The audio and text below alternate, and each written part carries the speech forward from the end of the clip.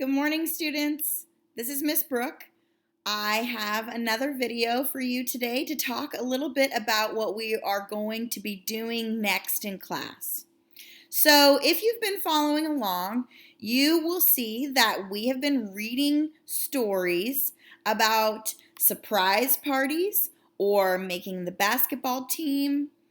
And what each one of these stories have in common is they are being told by one person. So let's talk about the story that we read last week. It is called Confidence, and it was about Nicole trying out for the basketball team. Now, if you remember, Nicole said, "Hello, my name is Nicole, and I'm a high school student, and I have always been insecure about how tall I am." She was very tall. She felt like her friends told her she was too tall, right? So what you'll notice is that Nicole is telling a story about herself, okay?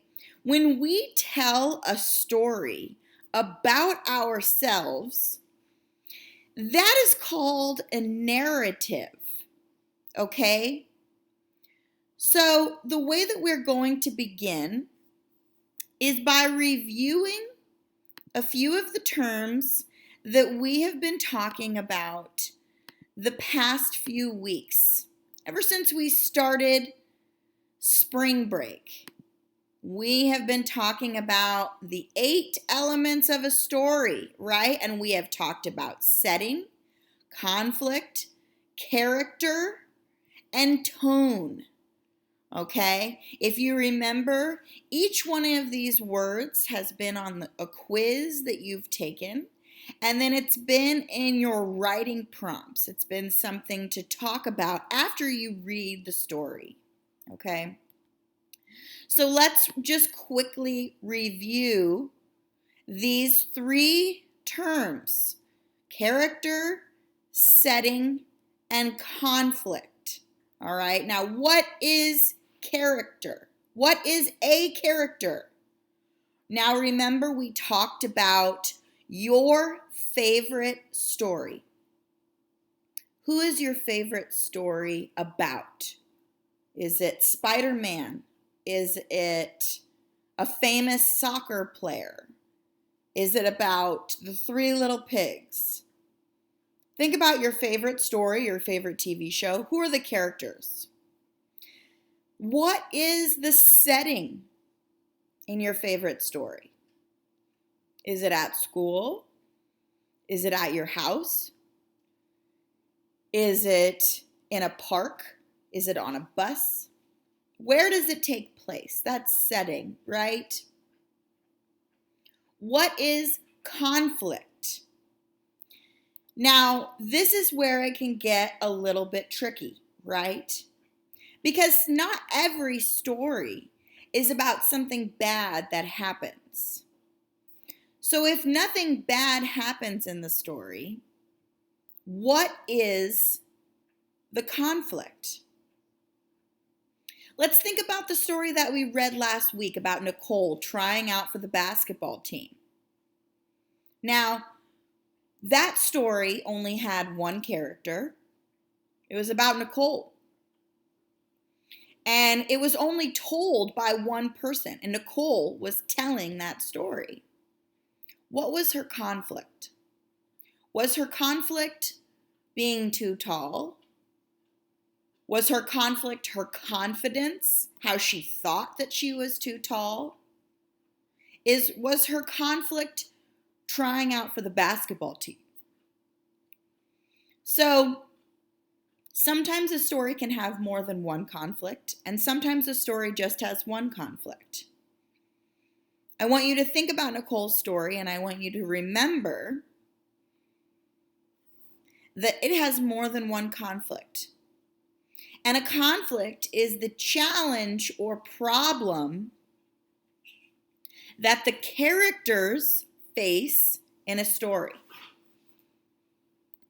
All right, so what we are going to begin doing together as a class is writing a story, writing your own story, kind of like the surprise story or Nicole's story. Now, one of the elements that's in a story, one of the 8 elements, is the point of view. Say that with me. Point of view. Okay?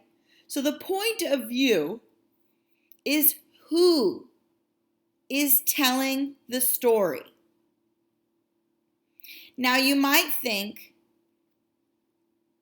characters is also about who, right? But the character can also be the point of view.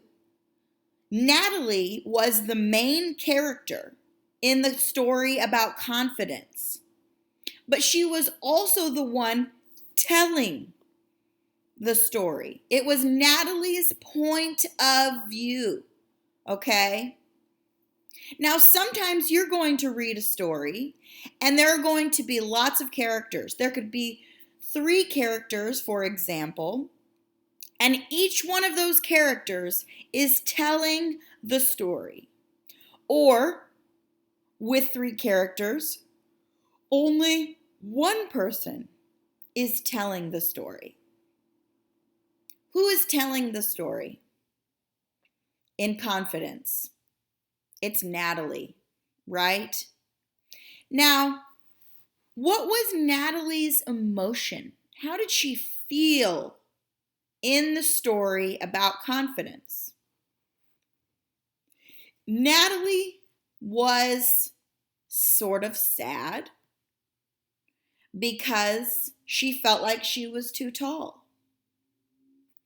Natalie was telling the story, and her tone, the 8th element of a story, is the emotion. Natalie's tone was sad. Now, was it sad the whole time? Was Natalie sad at the beginning of the story, in the middle of the story, and at the end of the story?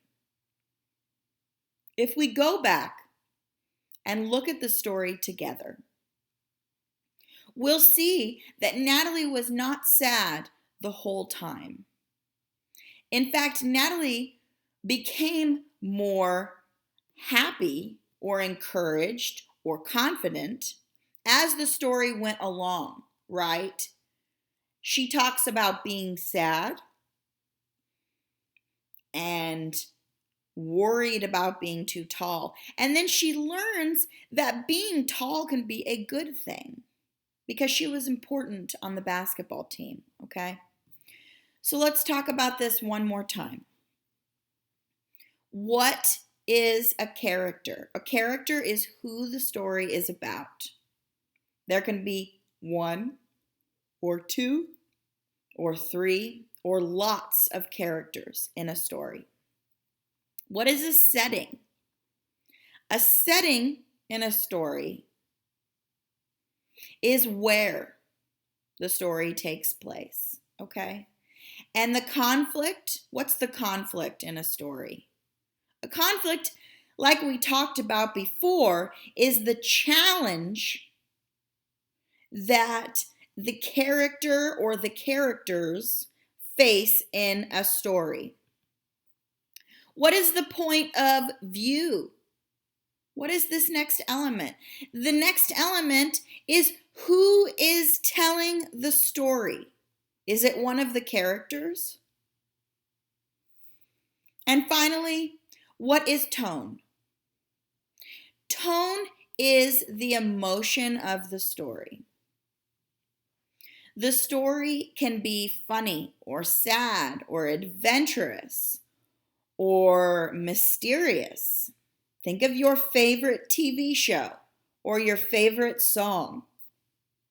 What is the story? Is it a happy story? Is it a sad story? And who is telling that story? Okay, I want you to imagine that you are telling a story. Imagine that we get to go back to school and you see some of your favorite friends and teachers and classmates, and you want to tell them about your quarantine time since we've been alone. Who is telling that story? Who's telling that story when you get to school and you talk about your quarantine? Are you the one telling the story? That is your point of view. That is Miss Brooks' story. That is your story. I want you to think about that story and where does it take place? What is the setting of the story? Who are the characters? Do you have siblings? Do you have family or friends or a neighbor that might be one of the characters in the story? I want you to begin thinking about your story. And this week, we are going to take a quiz. And we are going to begin writing our story, okay? If you have any questions, as always, I want you to call me. I want you to text me, email me, comment on one of the posts in Google Classroom. Remember, 20 points of your class time is checking in with me. Okay, I want to know that you have access to a computer and the internet and all of the resources in each class so you can be successful. Okay, I know things might be getting difficult because we are online now, but we are doing it together. Okay, and I want you to know that you're not alone and you can reach out to me or any one of your teachers anytime you need something, okay? So don't be afraid to reach out. If you have any questions, let me know. Have a wonderful day.